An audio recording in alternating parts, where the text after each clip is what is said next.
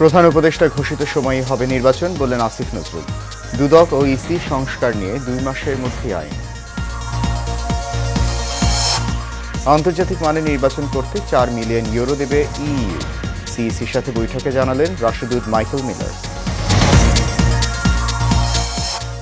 ডাকসু নির্বাচনে ছাত্রদলের মনোনয়ন কেনা ঠেকাতে মব সৃষ্টির অভিযোগ রিজভির। নির্বিঘ্নে ভোট প্রদানের নিশ্চয়তা চায় বিএনপি। এবং শেষ দিনে চলছে ডাকসু মনোনয়নপত্র সংগ্রহ। আলাদা প্যানেল থেকে প্রার্থী হয় এনসিপি থেকে বহিষ্কার মাহিন সরকার।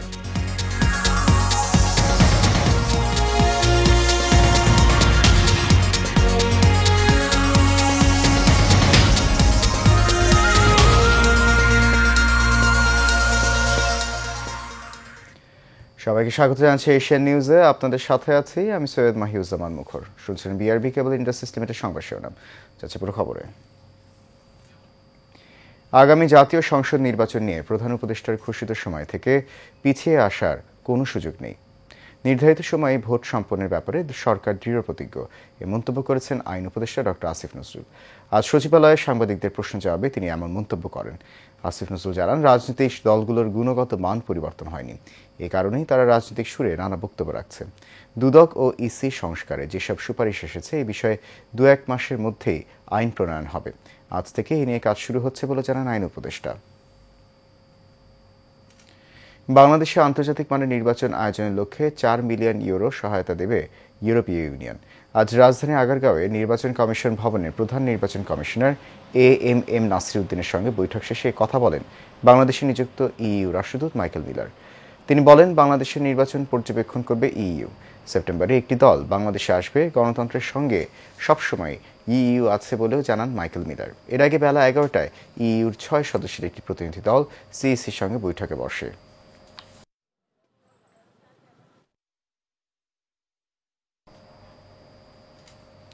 সারা দেশের মতো আইন বহির্ভূতভাবে ঢাকা বিশ্ববিদ্যালয় কেন্দ্রীয় ছাত্র সংসদ ডাকসু নির্বাচনে ছাত্র দলের মনোনয়নপত্র ক্রয় ঠেকাতে মব সৃষ্টি করা হয়েছে বলে অভিযোগ করেছেন বিএনপির সিনিয়র যুগ্ম মহাসচিব রুহুল কবির রিজভী। সকালে স্বেচ্ছাসেবক দলের প্রতিষ্ঠা বার্ষিকী উপলক্ষে দলের প্রতিষ্ঠাতা জিয়াউর রহমানের মাজারে শ্রদ্ধা নিবেদন শেষে কথা বলেন তিনি। বিএনপি জাতীয় নির্বাচনের রোডম্যাপের অপেক্ষায় আছে জানিয়ে রিজভী বলেন, অবাধ ও সুষ্ঠু নির্বাচন আয়োজনের জন্য অন্তর্বর্তী সরকারকে এমন ব্যবস্থা নিতে হবে যাতে ভোটাররা নির্বিঘ্নে ভোট কেন্দ্রে আসতে পারে। এমনকি রাজনৈতিক বিবেচনায় যেসব ভোট কেন্দ্র নির্ধারণ করা হয়েছে সেগুলো বাতিল করে ভোটার বান্ধব কেন্দ্র করতে হবে। ফ্যাসিবাদের আমলে যেসব কেন্দ্র স্থাপন করা হয়েছে সেগুলো উদ্দেশ্য প্রণোদিত বলে মন্তব্য করেছেন তিনি।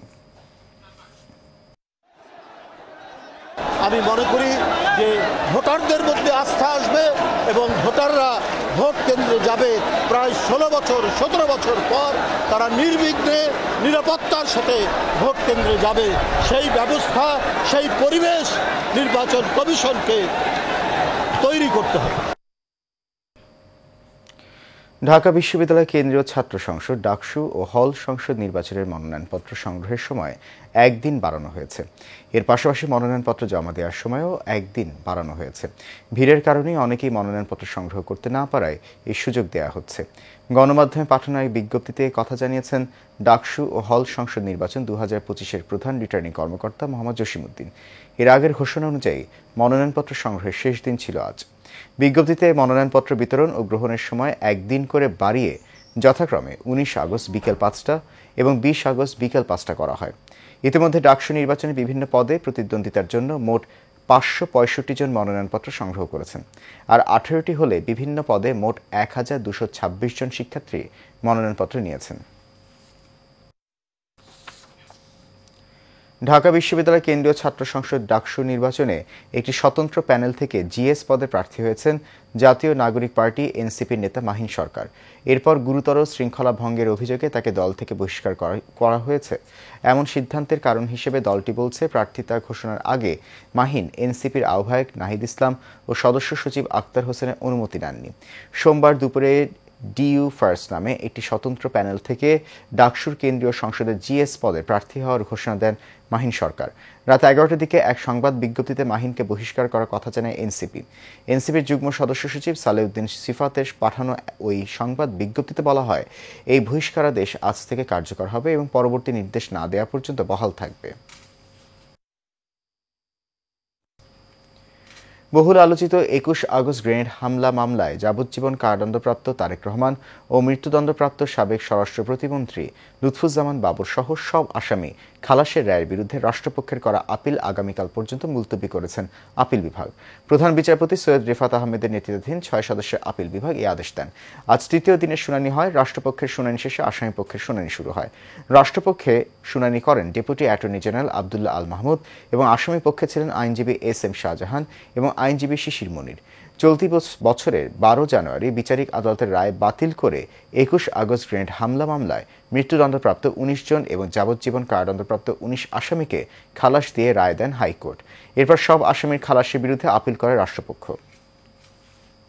থেকে ম্যাজিস্ট্রেটের কাছে নিয়ে যে কনফেশন রেকর্ড করা হয়েছে, এই কনফেশন আইনত টিকতে পারে না। শেখ হাসিনা নিজে আইবি রহমান হত্যার বিচার হোক সেটা চায় নাই। কেন চায় না? এই মামলাটা যদি আপনারা নথি দেখেন, মামলার তাড়াতাড়ি করা দেখেন, মামলার যে বিষয়বস্তু দেখেন এবং যেভাবে মামলাটা পরিচালিত করেছে, এই মুফতি হান্নানকে স্বীকারোক্তিমূলক জবানবন্দি দিয়ে আব্দুল কাহার আকন্দ যিনি আওয়ামী লীগের মনোনয়ন পেয়ে নির্বাচন করেছেন তাকে দিয়ে, অর্থাৎ উনি চেয়েছেন আইবি রহমানের বিচার না, উনি চেয়েছিলেন জনাব তারেক রহমানকে এই মামলায় অভিযুক্ত করার জন্য। শুরু হতে যাচ্ছে অর্ধ শতাব্দীর প্রতীক্ষিত নারায়ণগঞ্জ শীতলক্ষা নদীতে কদম রসুল সেতুর নির্মাণ কাজ। ইতিমধ্যে সেতুটির দরপত্র আহ্বান শেষে চূড়ান্ত কার্যাদেশ সম্পন্ন করেছে কর্তৃপক্ষ। আগামী ডিসেম্বরে শুরু হবে মূল সেতুর নির্মাণ কাজ। প্রতিনিধি রোমান চৌধুরী সুমনের তথ্যচিত্রে বিস্তারিত জানাচ্ছেন শোয়েব সত্তার লিজন। নারায়ণগঞ্জ সিটি কর্পোরেশন ২০১৭ সালে পরিকল্পনা নেয় কদম রসুল সেতু নির্মাণের। ২০১৮ সালে সেতুটি নির্মাণের অনুমোদন পেলেও জমি অধিগ্রহণ ও বিভিন্ন প্রতিষ্ঠানের আপত্তিতে আটকে যায় সেতুর নির্মাণ কাজ। অবশেষে প্রায় ৪০০ কোটি টাকা ব্যয়ে চলতি বছরের ডিসেম্বরে শুরু হতে যাচ্ছে সেতুটির নির্মাণ কাজ। সেতুটি নির্মাণ হলে শহরের সাথে যোগাযোগ ব্যবস্থা সহজ হবে বন্দরবাসীদের। আমাদের যাতায়াতে অনেক অসুবিধা হয়। মেঘ বৃষ্টির দিন নৌকা ভাড়া বেশি নেয়, ট্রলার ভাড়া বেশি নেয়, আবার সময়কালে দেখা যায় ট্রলার নৌকা কিছুই পাওয়া যায় না। বন্দরবাসীর স্বপ্ন এখান দিয়ে একটা ব্রিজ হোক, এটা মিডিলে আছে ব্রিজটা, ওদিকের মানুষও পার হইতে পারবো, এদিকের মানুষও পার হইতে। ব্রিজটা হইলে রোগীদের জন্য ভালো হবে, ওই পারে রোগী অসুস্থ হইলে সহজে নিয়ে আসা যায় না। বন্দরবাসী চাইতেছে অনেক বছর ধরে ব্রিজটা লেগে বাস্তবায়নের লেগে, তো ব্রিজ হলে জনগণের লেগে সুবিধা। এই বিষয়ে আগামী ডিসেম্বরেই সেতুর মূল নির্মাণ কাজ শুরু হবে এবং এটি চায়না কোম্পানি সেতু নির্মাণ কাজ সম্পন্ন করবে বলে জানান এই কর্মকর্তা। কেস ফাইলিং কাজ শুরু হওয়ার সাথে সাথে আমাদের ফাইনাল কাজ শুরু হবে এবং এটা আশা করছি যে এই বছর শেষ নাগাদ আমরা একদম ফুল ফাইনালি আমরা মূল ব্রিজের কাজ শুরু করতে পারবো। এই সেতু নির্মাণ হলে শহর ও বন্দরের বহুদিনের দুর্ভোগ শেষ হবে বলে আশা এই নগর পরিকল্পনাবিদের। এই ব্রিজটা নির্ধারিত সময়ের মধ্যে যদি শেষ হয় তাহলে নারায়ণগঞ্জ এবং কদম রসুল অঞ্চলের মধ্যে একটা সেতু বন্ধন স্থাপন হবে। সেতুটি নির্মাণ হলে নারায়ণগঞ্জের বন্দরবাসীর দীর্ঘ ৫০ বছরের প্রতীক্ষার অবসান ঘটবে বলে আশা সকলের। সোয়াইব সত্তার লিজন, এশিয়ান টেলিভিশন। চাঁপাইনবাবগঞ্জের শিবগঞ্জে বিদ্যুতের তারে কাপড় শুকাতে গিয়ে মা ছেলের মৃত্যু হয়েছে। পৌর এলাকার বড়চক দৌলতপুর মহল্লায় এই ঘটনা ঘটে। নিহতরা হলেন মুর্শিদা খাতুন এবং তার ছেলে মুজাহিদ হোসেন। স্বজনরা জানায় বাড়ির উঠানে বিদ্যুতের তারে কাপড় শুকাতে দিতে গিয়ে মুর্শিদা খাতুন বিদ্যুতায়িত হয়। এ সময় তাকে বাঁচাতে গিয়ে তার ছেলে মুজাহিদও বিদ্যুৎস্পৃষ্ট হয়ে অচেতন হয়ে পড়ে। পরে তাদের উদ্ধার করে উপজেলা স্বাস্থ্য কমপ্লেক্সে নিয়ে গেলে চিকিৎসক দুজনকেই মৃত ঘোষণা করেন।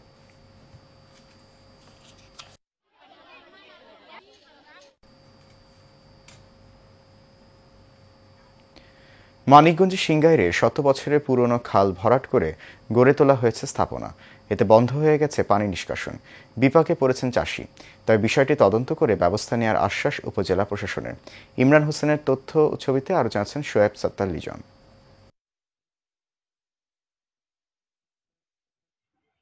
১৬-১৭ বছর আগেও যে খালে চলত নৌকা, আর সেই খাল মৃতপ্রায়। দখল আর স্থাপনার কারণে নেই পানি প্রবাহ।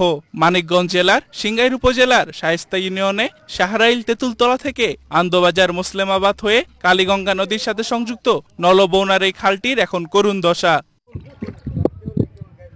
স্থানীয়রা জানান, কয়েকটি পরিবার খালের জায়গা দখল করে বাড়িঘর সহ পাকা আধা পাকা স্থাপনা নির্মাণ করেছেন। ফলে পানি প্রবাহ বন্ধ হয়ে সৃষ্টি হচ্ছে জলাবদ্ধতা, নষ্ট হচ্ছে কষ্টের ফসল। বিষয়টি কয়েক দফা প্রশাসককে জানানোর পরও সমাধান হয়নি বলে অভিযোগ তাদের। 14-15 বছর ধরে এই জলাবদ্ধতা আটকে দিছে। সরকারি খাল বানিয়ে ফেলে সবাই যার বাড়ি রাস্তা বানিয়ে ফেলাইছে।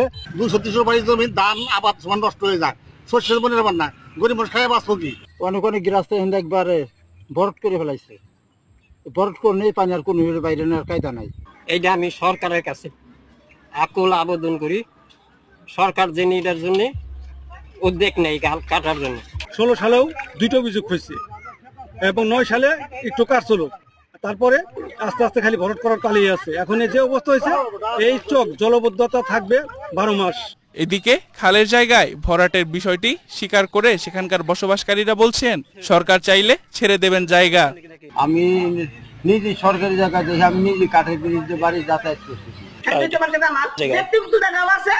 সরকারি জায়গা আছে, সরকারি যদি কিনে রাস্তা আরো বড় করে কিনলে এই তোমার দিকে আসে, তাতে আমার কোনো আপত্তি নাই।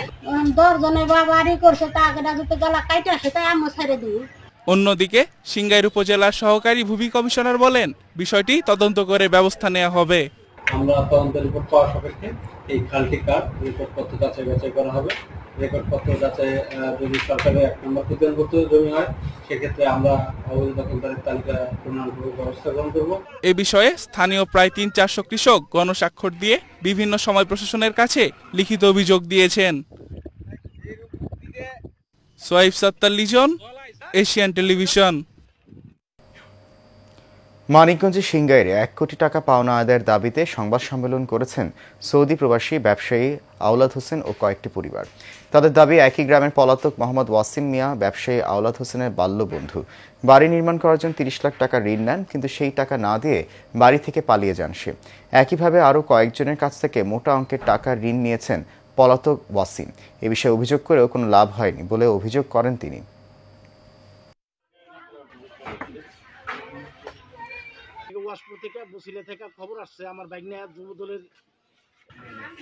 রাজধানীর বিজয় সরণিস্থ কলমিলতা বাজারের ক্ষতিপূরণ দাবি ও মিরপুর ভাসানটেক বস্তি পুনর্বাসন প্রকল্পটি ফিরিয়ে দেওয়ার দাবিতে জাতীয় প্রেস ক্লাবের সামনে অবস্থান কর্মসূচি পালন করছে মুক্তিযোদ্ধা পরিবার ও বস্তিবাসীরা। সোমবার পূর্ব ঘোষিত কর্মসূচির অংশ হিসেবে শাহবাগ মোড়ে অবস্থান কর্মসূচি করতে গেলে বাধা দেয় পুলিশ। এ সময় আব্দুর রহিম বলেন, 2টি দাবিতে টানা 10 দিন আন্দোলন করা হলেও সরকার সমাধান করছে না। অবিলম্বে দাবি না মেনে নিলে আগামী 23 আগস্ট জাতীয় প্রেস ক্লাব থেকে কলমিলতা বাজার অভিমুখে যাত্রা ও 28 আগস্ট জাতীয় প্রেস ক্লাবের সামনে সমাবেশের ঘোষণা দেন তিনি। এ সময় শহীদ মুক্তিযোদ্ধা পরিবারের নাতনি নূরতাজ আরা ঐশী সহ বস্তিবাসীরা উপস্থিত ছিলেন। রাজধানী যাত্রাবাড়ী থানার নাকের ডগায় বসে চলছে বাস স্ট্যান্ড থেকে প্রতিদিন চাঁদাবাজি। প্রতিটি বাস থেকে আদায় হচ্ছে 30 থেকে 70 টাকা চাঁদা। স্থানীয়দের অভিযোগ, অবৈধ এই স্ট্যান্ডের কারণে যাত্রাবাড়িতে প্রতিদিনই তৈরি হচ্ছে যানজট। তাছাড়া ফিটনেস ও লাইসেন্সবিহীন অসংখ্য গাড়ি দিনের পর চলাচল করলেও প্রশাসন নিশ্চুপ। এ বিষয়ে দ্রুত পদক্ষেপ নেওয়ার দাবিও জানান স্থানীয়রা।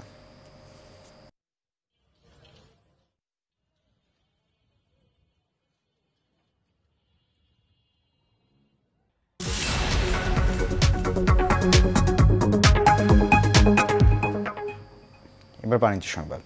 দেশের শীর্ষতম জীবন বীমা প্রতিষ্ঠান ন্যাশনাল লাইফ ইন্স্যুরেন্স কোম্পানির ইসলামী তাকাফুল বীমার 51তম শরিয়া কাউন্সিল সভা অনুষ্ঠিত হয়েছে। গতকাল দুপুরে কোম্পানির প্রধান কার্যালয়ে শরিয়া কাউন্সিল চেয়ারম্যান মাওলানা শাহ ওয়ালিউল্লাহ সভাপতিত্বে এই সভা হয়। এ সময় উপস্থিত ছিলেন কোম্পানির পরিচালক ও শরিয়া বোর্ড সদস্য AMM মাইনউদ্দিন মোমেন, মুখ্য নির্বাহী কর্মকর্তা মোহাম্মদ কাজিম উদ্দিন, শরিয়া বোর্ড সচিব GM হেলাল উদ্দিন সহ কর্মকর্তারা।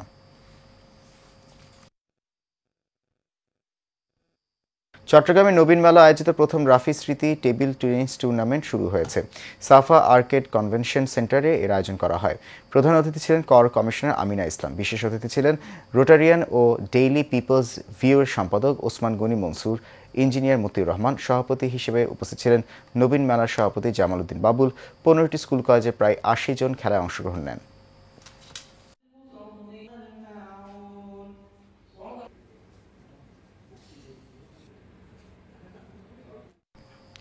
শেষ করবো এশিয়া নিউজ। তার আগে BRB কেবল ইন্ডাস্ট্রিজ লিমিটেড সংবাদ শিরোনামগুলো জানিয়ে দিচ্ছি আরো একবার।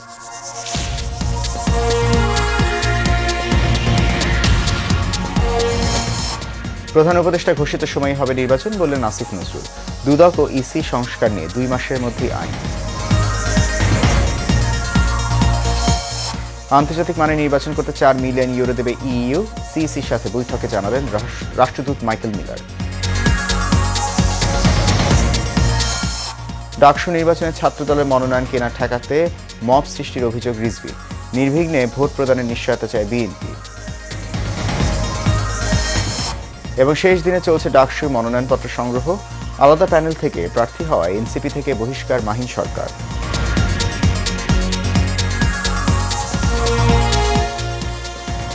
এশিয়া নিউজে পর্যন্ত আমাদের পরবর্তী সংবাদ দেখার আমন্ত্রণ রইল। এখন সঙ্গে থাকার জন্য অনেক ধন্যবাদ সবাই।